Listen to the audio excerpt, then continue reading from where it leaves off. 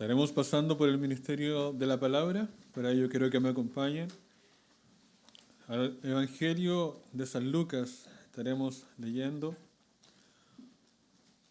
capítulo 7, versículo 11 en adelante, donde estará situado el mensaje de hoy. Dice así la palabra del Señor. Aconteció después que él iba a la ciudad que se llama Naín, e iban con él muchos de sus discípulos y una gran multitud. Cuando llegó cerca de la puerta de la ciudad, de aquí que llevaban a enterrar a un difunto, hijo único de su madre, la cual era viuda, y había con ella mucha gente de la ciudad. Tal como observábamos durante la mañana, en la cual un acto de Cristo tenía más que el significado común que se le pudiera dar, sino que llevaba consigo un acto espiritual. Y esto es algo que encontramos en todas las Escrituras, que los actos de Dios son revelación de Dios.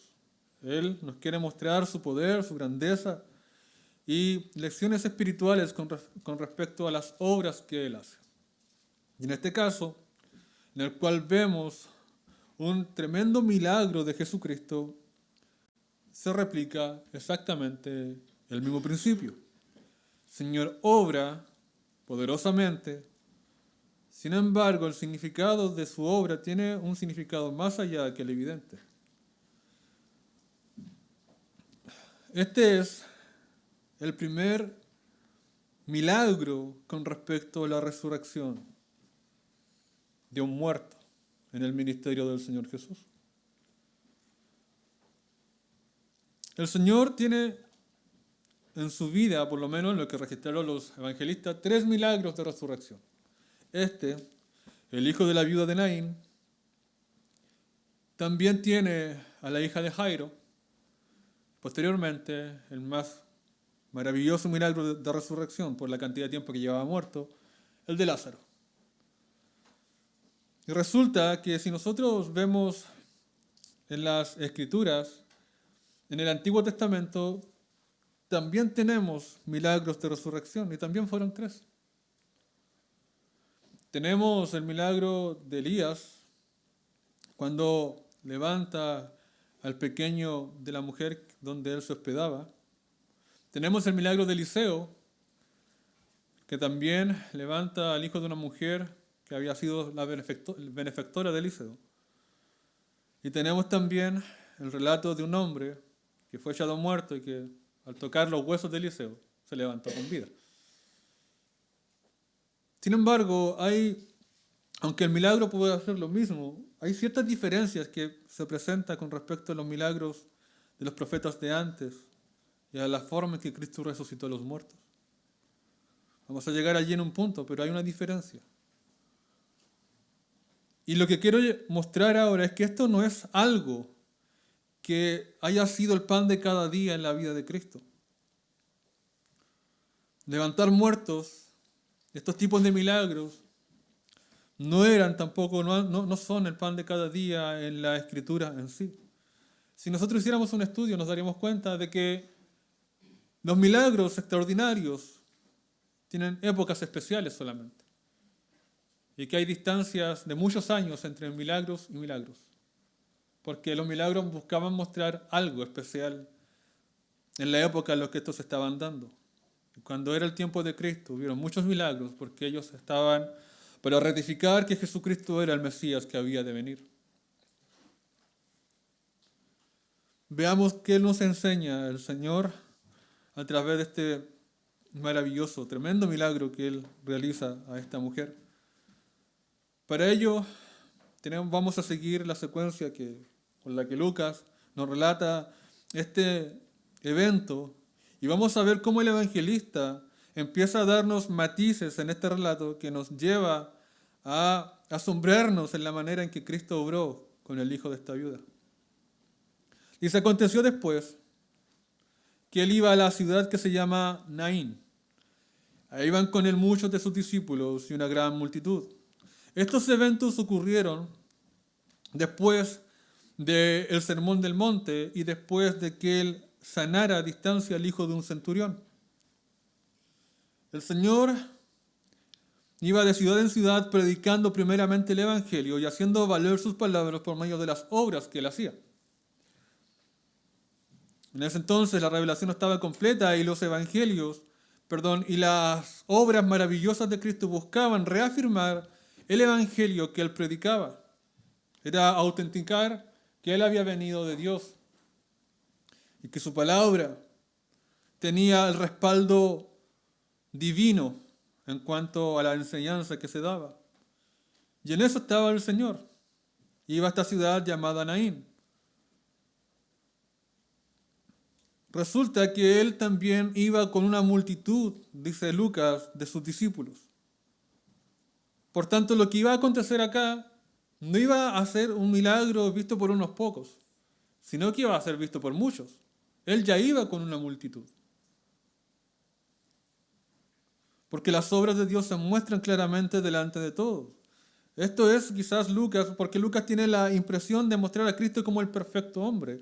Y tal vez la intención de Lucas al darnos este matiz o darnos mostrarnos el hecho de que Cristo va con muchos, es para que no haya duda en el corazón de los lectores de que este fue un milagro verdadero, para que no se piense de que esto había sido tramado, como cualquier hombre que hace artimañas malignas para engañar a los demás y hacer que lo sigan, puede realizar como, por ejemplo, hacer un montaje para decir yo hice un milagro, como muchas veces se ha hecho, y así simplemente atraer muchos al error.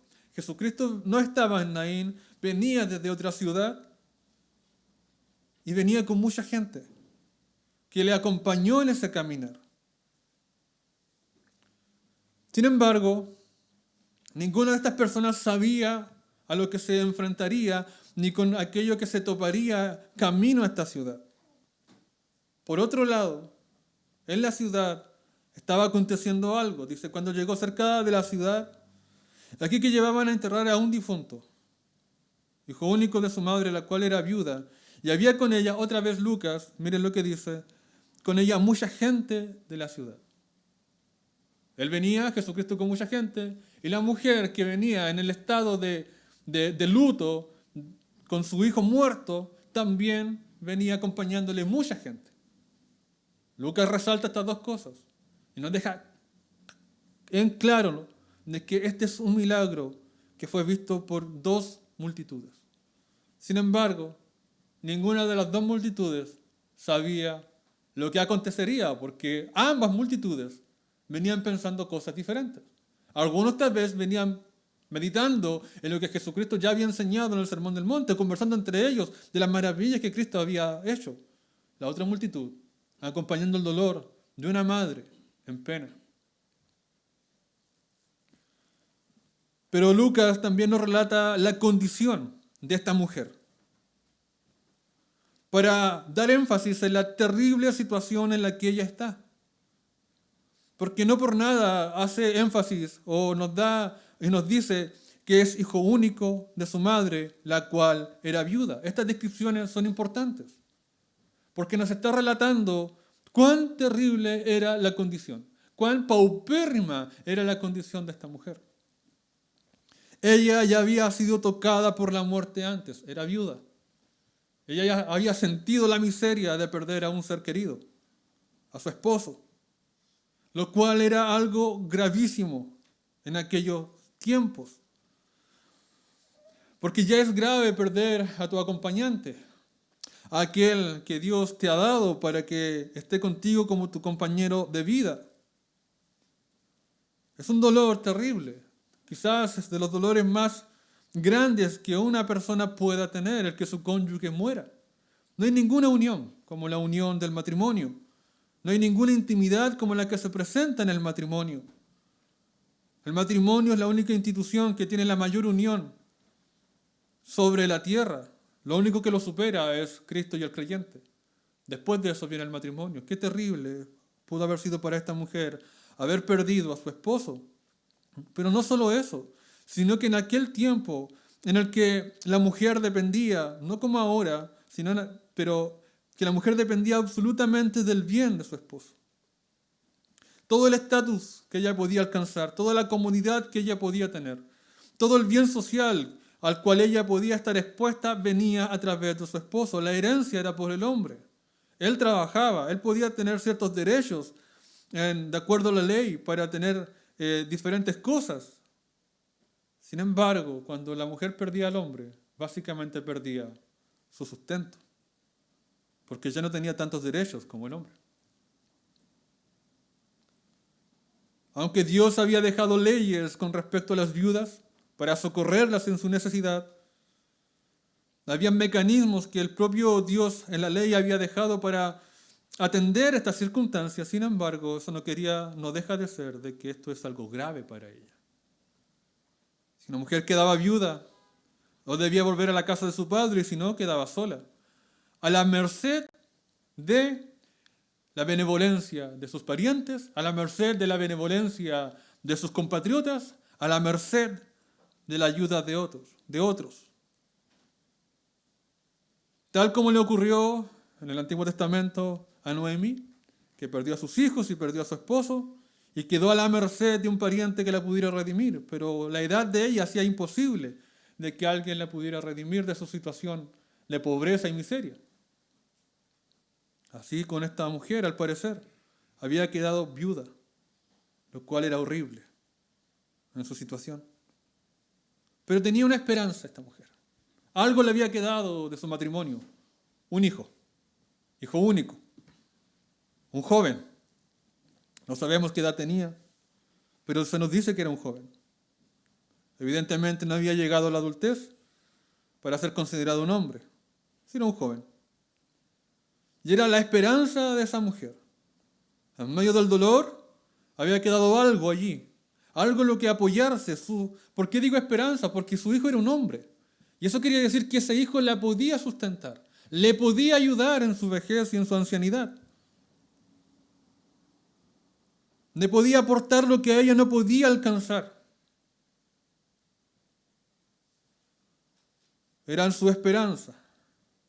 Sin embargo, su esperanza quedó en nada, porque su hijo también murió. Ahora sí estaba desamparada. Ahora su situación era irremediable. ¿Por qué? No tenía nada más. Su esposo, que era su sustento, se fue. Su hijo, que era su esperanza, se fue. Se había apoyado sobre 2 bastones en su vida. Ambos bastones le fueron quitados. Y ella no tenía ningún poder sobre la muerte.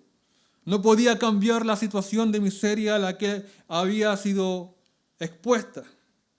Ahora vivía en su alma y en su cuerpo el dolor de quedar sin sus seres queridos y el dolor del abandono. Y nada podía hacer. Aunque le hablara al hijo muerto, no se levantaría. Aunque tocara su frente y besara sus mejillas, el hijo no se levantaría. ¿Dónde estaba la esperanza de esa mujer? En ninguna parte. Su situación era irremediable. Esto es lo que Lucas nos quiere decir en la manera en que nos relata este acto. Que la situación de la mujer era irremediable, tal cual como es irremediable la situación del hombre sin Dios. Así como esta mujer no puede cambiar el estado de miseria a la que ha sido llevada, así nosotros tampoco podemos cambiar nuestro propio estado de miseria. Porque si esta mujer estaba viuda de su hijo viuda de su esposo y había quedado sin su hijo, a nosotros nuestra miseria es mucho más terrible que la de esta mujer. Porque hemos quedado sin Dios en el mundo y no hay nada que podamos hacer para recuperar esa comunión. Y nuestra propia alma es como ese joven en el féretro. Está muerta y no hay nada tampoco que podamos hacer para cambiar esa situación. Tal como esa mujer tiene una situación irremediable, la nuestra también es irremediable a los ojos de Dios.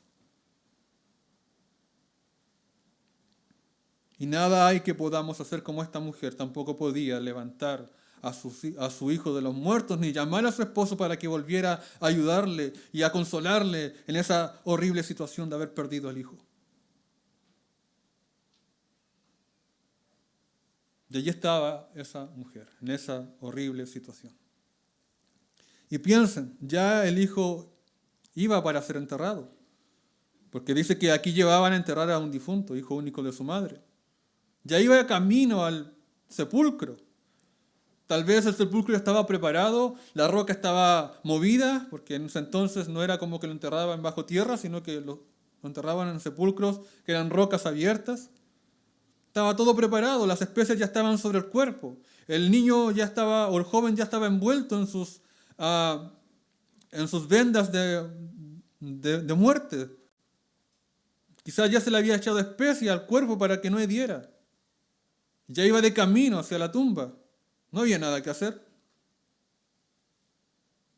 No había absolutamente nada que hacer. La mujer tal vez ya llevaba más de un día o 2 días de haber llorado la muerte de su hijo, de haber aceptado la pérdida, de haber entendido de que ya nada más se puede hacer. Pero este es un momento clave porque si tú has asistido a un funeral, si has perdido un ser querido, te das cuenta de que el momento más difícil de un velatorio, de un funeral, es cuando ya tienes que entregar el cuerpo de tu ser querido a la tumba, a la tierra. Es el adiós para siempre. Ya sabes, te has resignado antes, pero de pronto ese momento golpea fuerte. Sabes que te vas a deshacer de lo único que te queda del ser que amas. Y allí estaba esa mujer. Ella nada entendía de que un Salvador andaba por allí cerca. Ni siquiera sabía que la providencia de Dios, estas 2 multitudes en un momento se juntarían. Nada comprendía del plan de Dios, de que justo en ese entonces el Mesías habría venido a la tierra, que aquel que tenía el poder de la vida estaba justo cerca de ella, y que Él tenía el poder de cambiar esa situación que nadie más podía cambiar. Él tenía el poder de hacerlo. En su dolor y en su llanto, jamás vio una sola luz de esperanza para su condición miserable. Pero allí estaba el Salvador. El tiempo transcurría y las 2 multitudes se acercaban. Ella no sabía nada, ella estaba entregada al dolor, estaba entregando a su hijo al sepulcro. No había nada que lo pudiera cambiar. Por tanto, ella no levantó un clamor a Cristo. No sabía que venía. Ella no hizo nada para cambiar su situación. No fue corriendo a Cristo, no se postró a sus pies como Jairo. Tampoco tiró su manto como la mujer con flujo de sangre. Nada. Solo venía la multitud, el féretro, el joven muerto y la madre llorando. Ya pronto de deshacerse de lo último que le quedaba del hijo. Y a la distancia el Señor, cuando estaba cerca de la puerta de Naín, dice lo siguiente: y cuando el Señor la vio, se compadeció de ella y le dijo: no llores. Esto es algo maravilloso. Esto es, otra vez nos encontramos con la grandeza de Cristo. Él ve a esa mujer, ve la condición, entiende la situación. Y Él se compadece en su corazón de ella. Él ve la situación, Él tiene el poder de cambiarlo. Y Él no aparta su mirada, no pasa de largo como los fariseos podrían haberlo hecho, como con el hombre que estaba tirado y golpeado. Él no pasó de largo y no hizo vista gorda de la situación de la mujer, sino que la consideró su situación incambiable y tuvo en su corazón compasión. ¿Qué es la compasión? Es el acto en el cual Cristo ve la miseria de alguien y en su corazón siente esa miseria. Cristo es un ser que es cercano, siempre se le vio amante. Y entonces aquel que podía cambiar la situación no perdió el tiempo. No esperó que la mujer viniera a clamarle para cambiar la situación de ella. No esperó que el llanto de esa mujer fuera hacia él y que sus palabras lo llevaran a ello. Cristo mismo fue. ¿Por qué? Porque la salvación de Dios, eso es lo que hace con nuestra propia alma. Dios no espera que el pecador venga simplemente a clamar. Para Dios tener recién un acto de salvación, Dios inicia la salvación para el pecador. El primer acto de bondad es de Dios. El primer deseo de salvación no nace en el corazón del pecador, nace en el ser de Dios. Cristo no necesita que la mujer venga a pedirle, Él mismo va, no se envalentona, perdón, Él va, se compadece. Es su amor lo que lo mueve a cambiar la situación de esa mujer. No espera nada de la mujer. Él va simplemente porque es Dios quien inicia la salvación. Es Dios que se compadece del alma. Es Dios que tiene misericordia por la condición del hombre. Y eso es con todos nosotros. La salvación es de Dios. La salvación proviene y nace en Él y termina para Él.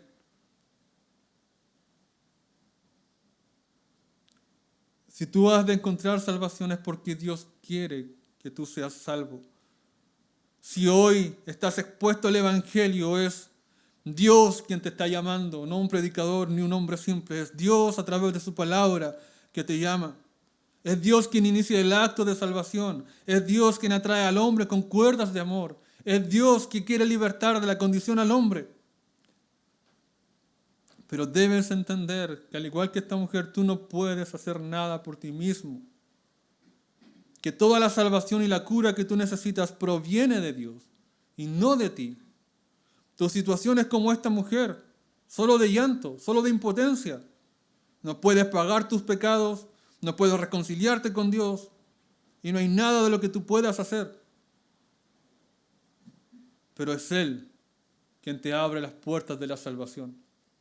Es Él que como con esta mujer se compadece de ti y te permite en este momento volver a oír el Evangelio. Es Dios el compasivo, es Cristo el compasivo. Y tú puedes pensar de que la situación en la que tú estás es diferente a las demás situaciones, que tú tienes más pecados que nadie, que tu corazón es más que duro que los demás corazones. No importa. Si Él tuvo poder y si Él se compadeció de la situación irremediable de esta mujer, también lo hará de ti. Tú pensarás de que Dios no puede compadecerse de ti. La verdad es que esto es mentira. Cristo tiene compasión de ti, puede tenerla. Él conoce todo lo que tú has hecho, sabe la condición de tu alma, conoce cada uno de tus pecados. Aún así, Él tiene compasión de ti. Él sabe lo que has pensado con respecto a Él. Él sabe lo que has venido a hacer al servicio cuando se te ha predicado el Evangelio. Él sabe que lo has ignorado. Él sabe de que no has puesto atención a sus palabras, que el Evangelio te es como nada. Él conoce esa situación tuya y aún así puede tener compasión de ti.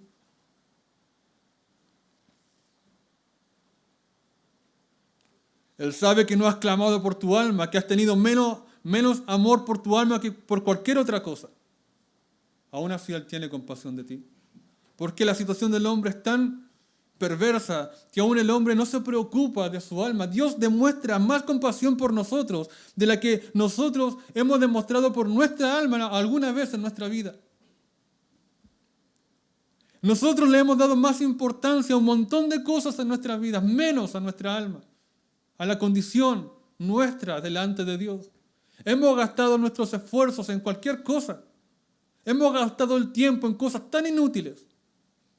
Y el tiempo pasa de manera irremediable y nosotros no demostramos compasión a nuestra propia alma. Por lo menos esta mujer lloraba por su hijo, tú no lloras. Nosotros no hemos llorado por nuestra alma como deberíamos llorar por estar muerta y lejos de Dios y sin Dios sobre la tierra. Nos hemos esmerado en sacar adelante muchas cosas. Nuestros estudios, nuestras familias, nuestros hijos, nuestras carreras. Oh, pero si nos esmeráramos de la misma manera y nos preocupáramos de la misma forma por nuestra alma, quizás qué tiempo, por misericordia y por gracia hubiésemos encontrado al Salvador. Si tú no has conocido a Cristo, ¿cuándo fue la última vez que clamaste para que Cristo abriera tus ojos y pudieras venir a Él y encontrar en Él perdón? ¿Cuándo fue la última vez que te acercaste a Dios pidiéndole perdón por tus pecados y que te reconciliara en Cristo? Si no lo has hecho, déjame decirte que ni siquiera estás cerca de esta mujer. Ella por lo menos lloraba por su alma, su hijo muerto. Tú ni siquiera lloras por tu alma muerta.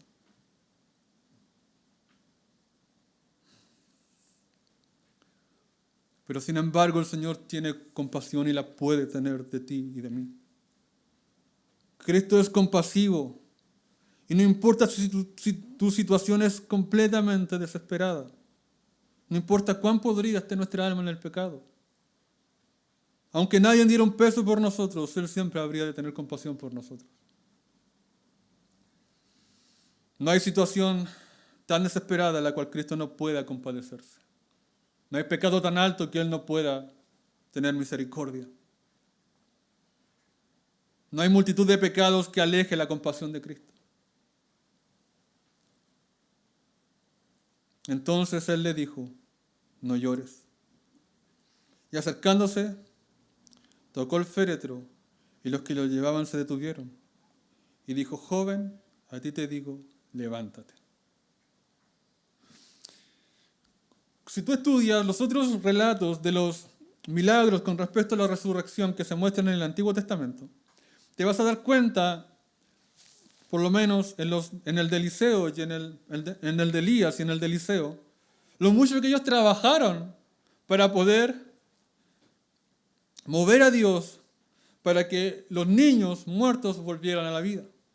Tanto Elías como Eliseo se tumbaron sobre el niño, se pasaron a otro lado y volvieron a tumbarse sobre los niños y rogaban a Dios para que el Señor los volviera.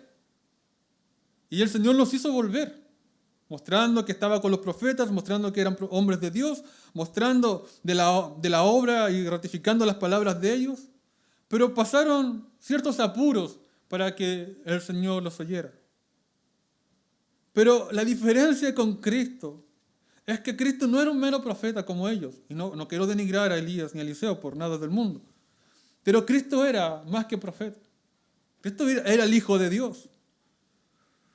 Y aquí está Cristo y ahí está el muerto. Y si tú has hablado con un muerto, sabrás que nada saben los muertos.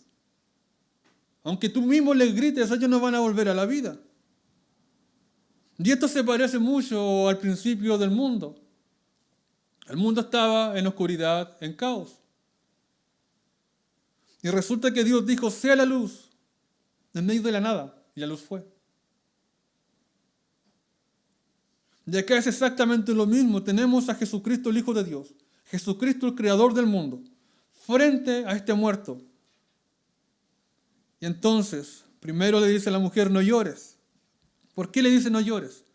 Porque Él es un Salvador compasivo y Él ha de traer consolación al dolor de esa mujer. Y para que haya consuelo, tiene que ser el consuelo equivalente a la pérdida para que el alma pueda consolarse. Si tú le das a una persona que está con pena, tristeza, un consuelo que en menor grado al dolor que ella tiene, jamás la tristeza podría huir de su alma. Tiene que ser equivalente o tiene que ser superior para que sea verdadero consuelo. Aquí, el consuelo de esta mujer era uno solo, que ese hijo volviera a la vida. Cualquier otra cosa hubiese sido menos de lo que la mujer necesitaba para ser consolada. Por tanto, el remedio tenía que ser equivalente a la enfermedad. Y si el Señor le dice a esta mujer no llores, eso equivale a decir, te voy a consolar. Voy a cortar tu llanto. Ya estoy aquí, dice el Señor. Yo tengo poder. Así que no llores. No tienes por qué hacerlo. Ya no tienes por qué hacerlo con desesperanza, porque yo soy tu esperanza. No tienes por qué hacerlo con dolor, porque yo soy tu consolador. Ahí está el Señor. Es el único que podía decirle que no llorara, que se acabara, porque la situación de su dolor habría llegado a su fin. Entonces el hombre le dice, ahora Jesucristo le dice al joven, joven, a ti te digo, levántate. Como en el principio, sea la luz, y fue la luz. Y aquí con autoridad suprema, sin ser como Elías y Eliseo, que hicieron muchas cosas para poder levantar un muerto. Aquí no, con suprema autoridad, el dador de la vida, simplemente le dice al joven, a ti te digo, levántate. Entonces se incorporó el que había muerto y comenzó a hablar y lo dio a su madre. Y aquí está. Faltó solamente esa frase en Cristo. Tenemos del versículo 11 al 17, 6 versículos llenos de palabras. Sin embargo, tenemos 2 frases de Cristo. No llores, y joven, a ti te digo, levántate. Y bastaron para traer el consuelo a esa mujer, para cambiar el estado miserable de esa mujer a un estado glorioso, a un estado sin esperanza, a un estado con plena esperanza, a un estado de dolor, a un estado de consolación, solamente con la intervención de Cristo en 2 frases. No llores, y joven, a ti te digo, levántate. Y el autor de la vida trajo de vuelta al joven. Y las 2 multitudes estaban ahí y vieron este acto, cómo en un par de minutos todo cambió. El luto, el llanto, se volvió en alegría.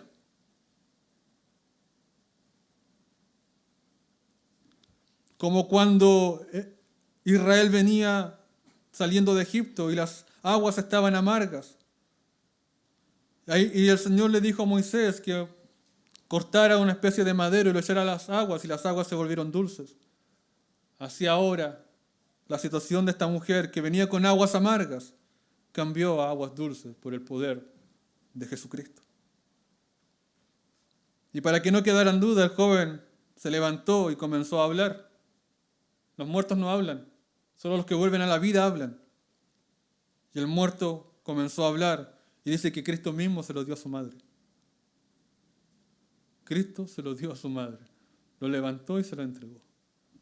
Hasta allí quedó el funeral, hasta allí quedó el dolor por la muerte. Y sí, querido amigo, hasta allí habría de quedar tu funeral por tu alma, hasta allí habría de quedar tu situación.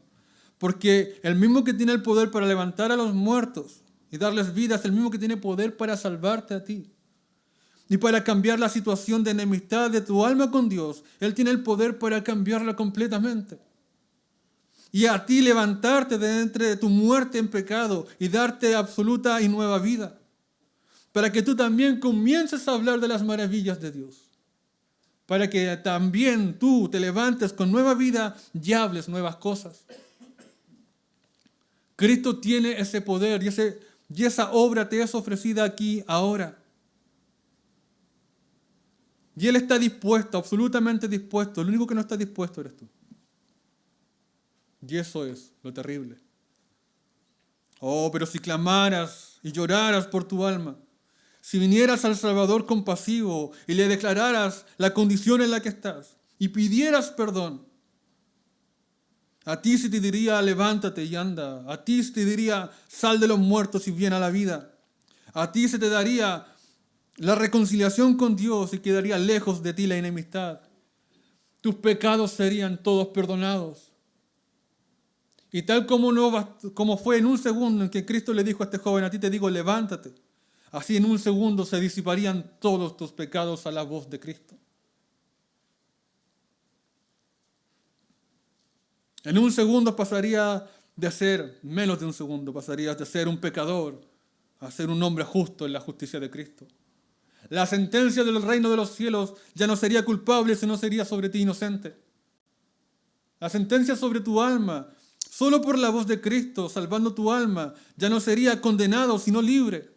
Ya no sería enemigo, sino hijo. Ya no sería muerto, sino vivo. Solo si vienes a Cristo. Solo si vienes a este Salvador compasivo. Solo si vienes a aquel que puede darte la vida en tu muerte espiritual. Y para terminar, veamos lo que dice el versículo 16. Y todos tuvieron miedo y glorificaban a Dios diciendo, un gran profeta se ha levantado entre nosotros y Dios ha visitado a su pueblo. Y se extendió la fama de él por toda Judea y por toda la región de alrededor. Era una grandísima obra que reflejaba que este hombre no era cualquier hombre, sino un hombre que había andado con el poder de Dios. ¿Pero por qué tuvieron miedo? El hecho está en que Cristo hizo una manifestación de su propia santidad. Y cuando la santidad se manifiesta, se sabe que ese hombre no era cualquier hombre, que era algo que tú no podías dominar, algo que tú no puedes siquiera comprender lo que pasó allí. Y eso genera miedo, pero también genera admiración. Y así debe ser la respuesta también de nosotros como iglesia. Cada vez que un hombre, una mujer, un joven, un niño, una niña, se ha traído de la muerte a la vida, nuestro corazón debe temer al Señor, pero también, al igual que estas personas, estas dos multitudes, alabar al Señor. Que haya un cántico de gracia en nuestros labios. Y también para ti, si tú crees en Cristo, si vienes en arrepentimiento y fe, y crees en la obra preciosa de este Salvador, que murió en la cruz por pecadores como tú y como yo, y Él te trae a la vida, habrá un cántico de gracia, un cántico de alabanza en tus labios. Así que no importa la condición de tu alma, Cristo ha de tener compasión de ti. No importa los pecados que hayas de confesar, Cristo tendrá compasión de ti. No importa lo muerto que estés, Cristo te puede volver a la vida. Y es más, quiere volverte a la vida. Ven y arrepiéntate, creyendo en Él, creyendo en su obra, y serás salvo eternamente y para siempre. Este joven volvería a ver la muerte algún día. Pero tu alma, que venga a vivir para Cristo, sea levantado por Cristo espiritualmente, no conocerá jamás la muerte espiritual. Serás eternamente vivo para Dios en Cristo. Que el Señor nos bendiga. Les invito a orar.